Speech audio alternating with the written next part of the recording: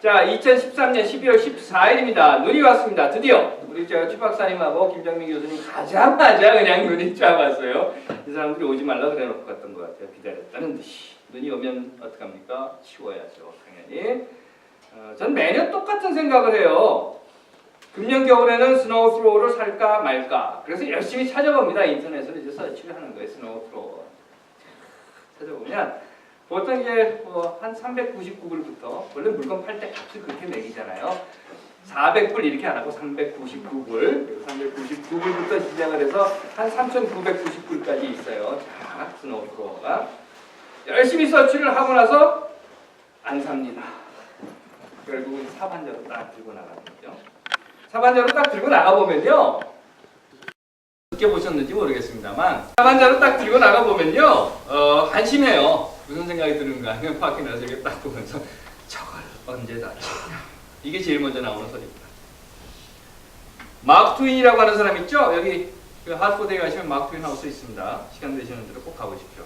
마크 트윈이 한 말 중에 그런 말이 있어요. 하나님이 인간을 만드신 것은 원숭이로부터 실망을 느껴서라고 하는데 난 도대체 그게 이해가 안 된다. 이런 말을 합니다. 그 말은요. 원숭이로부터 실망을 느껴서 사람을 만들었다고 하면 하나님이 사람은 뭔가 원숭이보다 좀 달라야 될 텐데 그런 게 없다는 거죠. 맨날 원숭이 하는 짓이나 똑같은 짓을 한다는 겁니다. 저도 그런 생각을 했어요. 저도 결국은 매번 똑같은 생각을 해요. 그러면서 어쩌면 매번 똑같이 그렇게 하는지 삽을 들고 나갑니다. 하기 싫죠, 당연히. 그렇지만 첫 삽을 뜹니다. 첫 삽을 뜬 거예요. 그리고 막 열심히 해요. 그러다 한 중간쯤 가면 하기 싫어집니다. 당연히 하기 싫어지죠. 그래도 할 수 없습니다. 그래서 결국 다 지웠습니다. 이게 오늘 아침에 한 일이에요. 그러면서 저는 또 똑같이 이런 생각을 해요. 봐, 첫 삽을 뜨지 않으면 끝을 볼 수 없는 거잖아. 그리고 나 자신에게 이런 이야기를 합니다. 다 철리긴 길도 한 걸음부터야. 그리고 나서 저한테 또 이런 이야기를 합니다. 아이고 멍청아, 그걸 이제 알았냐? 여러분들은 어떠십니까? 기도할게요. 하나님, 첫 삽, 첫 걸음을 피하지 않게 하옵소서. 아멘. 바울이라는 사람이 있었다고 해요. 원래 이 사람은 율법주의자였거든요. 그런데 어느 날 갑자기 번쩍하고 뭔가를 들이맞습니다. 그래서는 예수교로 전향을 한 사람이에요. 그 후에 그는요, 예수교, 즉 예수가 그리스도다라는 것을 믿는 그 믿음의 모습을 나타내 보이면서 다닙니다. 여기저기 다니면서 외치는 거예요. 예수가 그리스도야, 예수가 그리스도야, 예수가 그리스도야, 예수가 그리스도다 이렇게. 그러자 당시 유대교의 종교 권력자들은 바울을 매우 심각하게 골치 아픈 존재로 여기게 됩니다. 이유는 이런 거예요. 물론 다른 골치 아픈 존재들도 있었을 거예요. 그런데 바울이 특별했던 것은, 바울을 심각하게 주시했던 것은 이 사람이 원래 유대교의 깊숙이 있었던 사람이라는 거예요. 즉 유대교의 핵심에 있었고 유대교의 모든 것을 다 알고 있는 사람입니다. 그러다 보니까 더더욱 주시해야 하는 존재가 된 거예요. 눈의 가시가 된 거예요. 사회적으로 보자고 하면 내부 고발자 같은 거예요. 유대교 안에서 밖으로 나와서 유대교를 공격하는 사람. 그래서 여러 번 경고를 보내요. 암살자를 보내기도 하고. 그런데 이 사도 바울은 참 잘도 살아서 도망을 칩니다. 여러분들 알고 계시는 그 박종철 고문치사 사건이 밝혀진 것은요, 결국 그 내부 고발자 덕분이었어요. 그 박종철 고문치사 사건에 대한 일지를 여러분들 보시면 아시겠지만 사건 축소를 위해서 같이 고문을 했던 사람들 중에 2명의 경사에게 총대를 매게 하고 그 둘만 갖다 집어넣어 버렸습니다. 그런데 이렇게 붙잡혀 감옥에 들어가 있었던 이 2 사람의 경사들이 왜 우리만 잡혀오냐, 억울하다, 이런 이야기를 감옥에 앉아서 했던 거예요. 그걸 간수가 듣습니다. 그런데 그때가 영등포 교도소였는데 그 당시에 이구영 씨가 영등포 교도소에 같이 있었어요. 간수를 통해서 그 이야기를 듣고 그 소식을, 여러분들 들어보신 이야기인지 다른지 모르겠습니다만 감방통신이라고 하는 게 있어요. 형무소 안에서 주고받는 통신. 감방통신을 통해서 결국은 정의구현 사재단에게로 전달이 됩니다. 이 두 경사의 내부 고발자가 없었다라고 하면 박정철 고문치사 사건이라고 하는 것은 그냥 묻혀버리고 말았어요. 유대교 종교 권력자들에게 있어서도 바울은 그런 존재였습니다.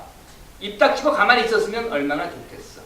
그냥 아무 소리 안 하고 가만히 있어주면 평생 먹고 살 만큼 우리가 다 알아서 그냥 채워주고 먹여주고 다 해줄 텐데 굳이 입 벌리고 떠들고 그것도 한 곳에서만 그러는 것이 아니라 온 세상을 돌아다니면서 떠든단 말이에요. 하지만 바울의 입장에 있어 본다고 하면 바울은 그럴 수밖에 없었어요. 왜냐하면 바울은 그것이 소신이었고 신념이었다는 거죠. 그게 바울에게 있어서는 믿음이었어요. 글쎄요, 사람이 살아가는 데는 여러 가지가 필요하다고 생각합니다. 우리가 기본적으로 이야기하는 거 있죠. 의식, 주 이런 거. 그래서 입고 먹고 자고 하는 것. 그런데 사람은요, 그것만 그냥 가지고는 안 된다고 생각을 해요. 그래서는 입고 먹고 자는데 잘 입고 잘 먹고 잘 자고, 또 거기 조금 더 붙여가지고 더 잘 입고 더 잘 먹고 더 잘 자고, 그러다가 거기다 더 잘 입고 더 잘 먹고, 거기에다 더 이렇게 하다 보면 결국 권력이라고 하는 것을 붙게 되고, 그 결과는 더 잘 입고 잘 먹고 잘 자는 그것에 모든 것을 바치게 된다는 겁니다. 결국 더 인간만이 유일하게 가지고 있는 냉장고를 채우기 위해서, 여러분들 아십니까? 동물들은 냉장고가 없어요. 오직 인간만이 가지고 있는 그 냉장고를 채우기 위해서 양심, 즉 인간성을 팔아버리게 된다는 겁니다. 최근 한국 뉴스 들으셨죠? 청와대 홍보수석 이야기가 요즘 많이 회자되고 있습니다. 그 대표적인 말이 이건데요. 난 내시가 아니다. 나는 울먹이지도 않았다. 그 이야기를 들으면서 이걸 웃어야 할지 울어야 할지 저는 참 난감했었습니다. 그리고 또 한 가지 생각은 정말 저러고 싶다. 무엇을 위해서? 더 뭘 위해서 저렇게 할까? 바울은요, 소신과 신념, 믿음의 행동을 하는 사람이었습니다. 그런데 바울이 행하고 있는 믿음, 그리고 소신, 신념의 행동을 싫어하는 사람들이 있습니다. 그건 앞에서 말씀드린 것처럼 유대교의 권력을 쥔 종교 권력자들입니다. 그들의 결론은 이런 거였어요. 저거 죽여버려. 없애버려. 넬슨 만델라 전 남아공 대통령이 서거했습니다. 전 세계에서 72여 개국의 정상들이 그 장례식에 참석을 했다고 해요. 장례식을 한 날이 언젠가 하면 12월 10일입니다. 세계 인권 선언 기념일에 장례식을 딱 맞춰서 했어요. 오바마 대통령은 물론이고 심지어는 쿠바의 카스트로 의장도 참석을 했다고 해요. 그래서 오바마 대통령이 쿠바의 카스트로 의장과 그 장례식장에서 악수를 합니다. 그걸 보고 또 공화당 일부 꼴통들은 뭐 바글바글 끓고 그랬지만 여하튼 간에 물론 반기문 총장도 그 장례식에 참석을 했고요. 그런데 대한민국은 여러분들 소식 들으셨습니까? 누가 갔는지? 국무총리가 내정됐습니다. 아마 거기 그 한복 입고 이렇게 가는 길이 없었는 모양이에요. 그래서 국무총리를 내신 거였습니다. 저는 그 장례식 소식을 들으면서 이런 생각을 했어요. 넬슨 만델라, 전 세계 70여 개의 그 정상들이 모여서 장례식에서 애도를 표하는 그런 사람. 그렇다고 하면 우리 대한민국에는 넬슨 만델라와 같은 인물이 없었을까? 여러분들은 어떻게 생각하세요? 우리 대한민국에는 넬슨 만델라와 같은 그런 인물이 없었습니까? 저는 아니라고 생각해요. 우리 대한민국 한민족에게도 넬슨 만델라와 버금가는 그런 인물들이 있었단 말이죠. 그런데 다른 게 있어요. 뭐가 다른지 아십니까? 남아공화국은 비록 27년 동안 감옥에 가둬두고 노동을 시켰지만 살려두었고 한민족은, 대한민국은 다 죽여버렸습니다.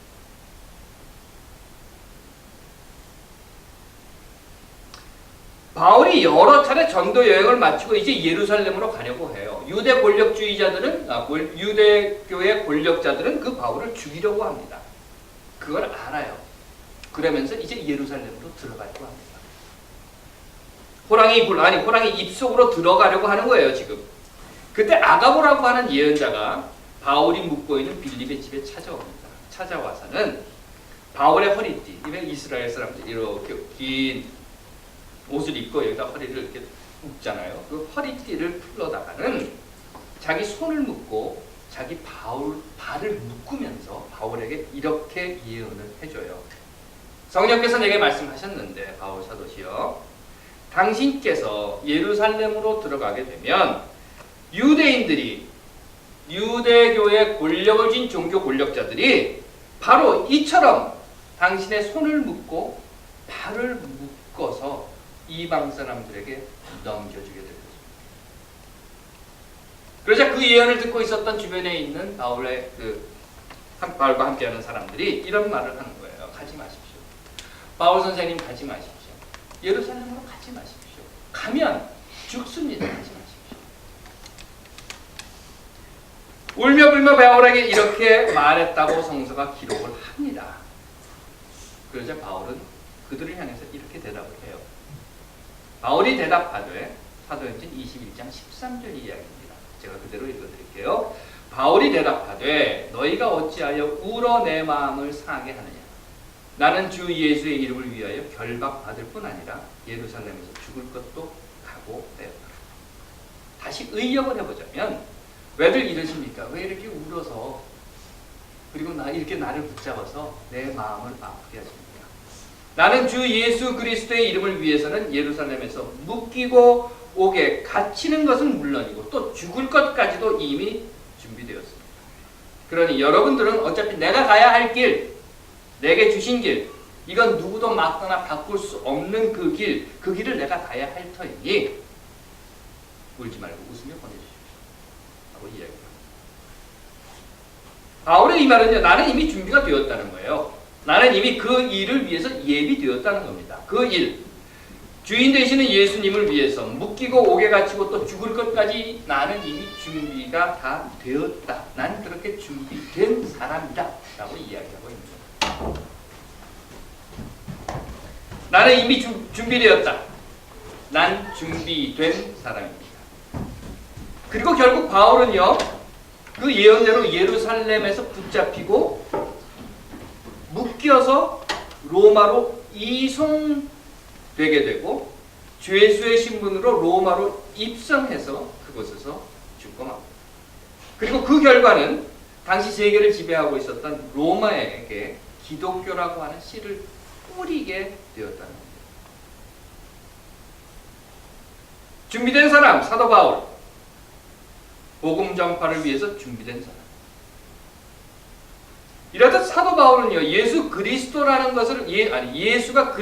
것을 알리기 위해서 그의 생명까지도 이미 버리기로 준비한 사람, 예비된 사람이었습니다. 물론 여기서 다시 말하자면, 왜냐하면 준비된 사람이다, 예비된 사람이다 라고 하는 단어를 잘못 해석을 했을 경우에 예정론에 빠질 우려가 있으니까 예정론 같은 것 다 벗어버리고 생각을 해본다고 하면 누군가에 의해 준비된 것이 아니라 그 스스로가, 바울이 스스로가 나는 준비를 했다라고 하는 사람입니다. 바울은 자신의 신념을 위해서 목숨, 즉 삶을 바칠 것, 버릴 것까지도 준비한 사람입니다. 자, 그렇다면 오늘 우리가 보고 있는 바울의 이야기를 통해서 우리는 무엇을 준비하고 있는가 하는 것 한번 생각을 해봅시다, 여러분. 우리는 무엇을 위해서 준비한 사람들입니다. 앞에서 저는 이런 말씀을 드렸어요. 첫 삽을 뜨지 않으면 끝을 볼 수 없습니다. 그리고 여기 모이신 여러분들은요, 이미 어떤 방법이었든지 무엇을 향했든지 무엇을 위했든지 첫 삽을 뜨신 분들입니다. 그리고 이 자리에 모여있는 분들입니다. 그렇다면 여러분들은요, 그 첫 삽을 뜰 때에 무엇을 보기 원하셨습니까? 여러분들은 그 첫 삽을 뜰 때에 무엇이 이 뜨는 첫 삽의 끝에 있을 거라고 여러분들은 기대를 하셨습니까? 아니, 어떤 끝을 준비하고 그 첫 삽을 뜨셨습니까?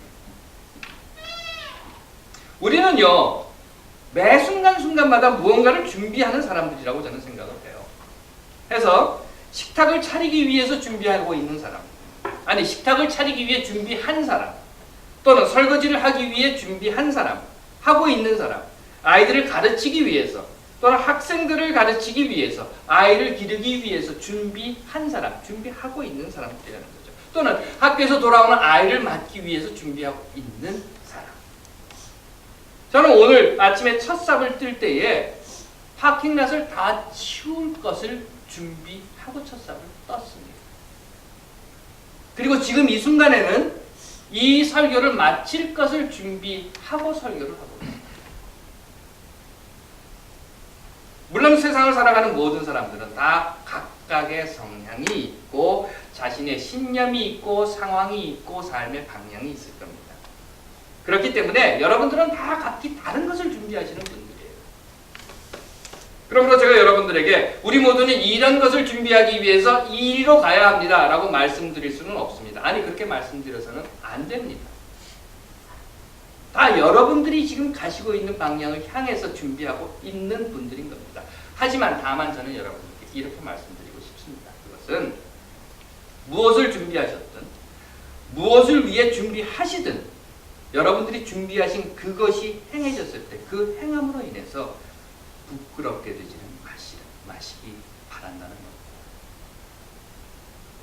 즉 준비할 때에 내가 지금 준비하고 있는 이 일이 부끄러운 결과를 내는 것인가 아닌가 하는 것은 한번 생각해 보시라는 겁니다. 저는 오늘 설교단 앞에 이렇게 붙여놨어요. 박근혜는 사퇴하라, 이명박을 구속하라. 이 구호를 붙이면서 저는 이런 생각을 했습니다. 이 구호를 준비하는 이 일이 내게 부끄러운 결과를 내는 것은 아닙니다. 이 구호를 프린트하고 자르고 붙이고 하면서 과연 지금 내가 하고 있는 이 일이 이렇게 준비하는 것이 누군가에게 부끄러운 모습으로 나타나지는 않을까 하고 생각을 해봤습니다. 그리고는 제게 이렇게 대답했습니다. 역사를 왜곡하고 헌법을 유린하고 민주주의를 파괴하는 또한 수없이 많은 거짓말로 일관하고 있는 박근혜 정권의 지난 1년을 돌아볼 때에 이렇게 준비하지 않는 것이 오히려 더 부끄러운 것이 될 것이다 하는 대답으로 구호를 붙여놨습니다. 하나님께서 사랑하시는 여러분, 여러분들은 무엇을 위해 준비되신 분들입니까? 아니, 여러분들은 무엇을 위해 준비하고 계신 분들입니까? 다시 말씀드립니다. 그것이 무엇이든지 간에 뒤돌아볼 때 여러분들이 준비하신 것으로 행해진 것을 뒤돌아볼 때에 어제보다는 더 나은 오늘보다는 더 사람이 사람답게 사는 내일을 위한 것, 살만한 내일이 만들어지는 것. 그래서 그 먼 다음 날에 누군가 내가 준비하고 행한 것을 보고 부끄럽다 라고 생각하지 않는 그 일을 위해서 여러분들이 준비하시고 그 일을 위해서 여러분들이 준비하는 분들이 되시기를 간절히 바라는 것입니다. 하나님께서 사랑하시는 여러분, 여러분들은 무엇을 준비하시겠습니까? 기도하겠습니다. 하나님, 오늘 우리 또다시 첫 삽을 퍼올립니다. 우리들의 행함이 부끄럽지 않은 것, 아니 우리 아이들에게 자랑스러운 것이 되기 위해 늘 첫 삽을 준비하는 자들이 되게 하옵소서. 아멘.